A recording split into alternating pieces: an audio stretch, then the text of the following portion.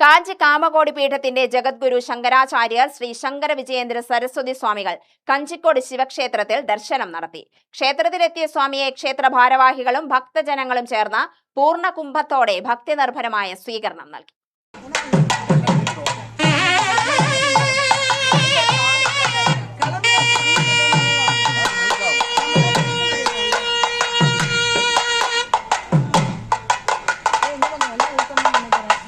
जय जय शंकर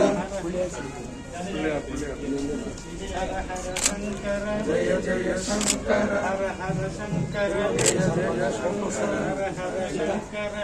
ദർശനത്തിന് ശേഷം നടന്ന അനുഗ്രഹ പ്രഭാഷണത്തിൽ 2027 കാഞ്ചി കാമകോടി പീഠത്തിന്റെ ചാതുർമാസ്യ പൂജ കഞ്ചിക്കോട് ശിവക്ഷേത്ര സന്നിധിയിൽ നടത്തുമെന്ന സുപ്രധാന സൂചന സ്വാമികൾ നൽകി.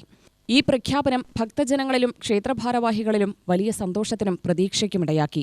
സനാതനധർമ്മത്തിന്റെ ആചാരാനുഷ്ഠാനങ്ങളിൽ ഏറെ പ്രാധാന്യമർഹിക്കുന്ന ചാതുർമാസ്യ വ്രതാനുഷ്ഠാനങ്ങളും പൂജകളും കഞ്ചിക്കോട് ശിവക്ഷേത്രത്തിൽ നടക്കുമെന്ന സാധ്യത ഈ പ്രദേശത്തിന്റെ ആത്മീയ പ്രാധാന്യം കൂടുതൽ ഉയർത്തുന്നതായാണ് ഭക്തർ വിലയിരുത്തുന്നത്.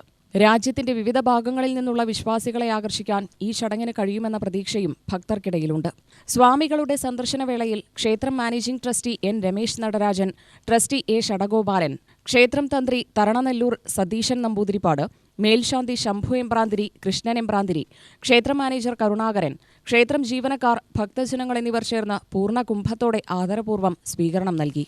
തുടർന്ന് ക്ഷേത്രത്തിൽ പ്രത്യേക പൂജകളിലും പ്രാർത്ഥനകളിലും സ്വാമികൾ പങ്കെടുത്തു.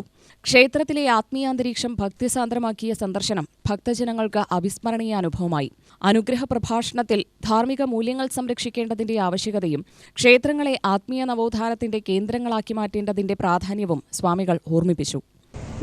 பிரயத்தனமும் பண்ணணும், பிரார்த்தனையும் பண்ணணும், நிறைய வேறுபாடாயிரம் ஹோமங்கள் இதெல்லாம் இப்போ எல்லாம் வேறுபாடுகள் மூலமாக நடந்துட்டு இருக்கு.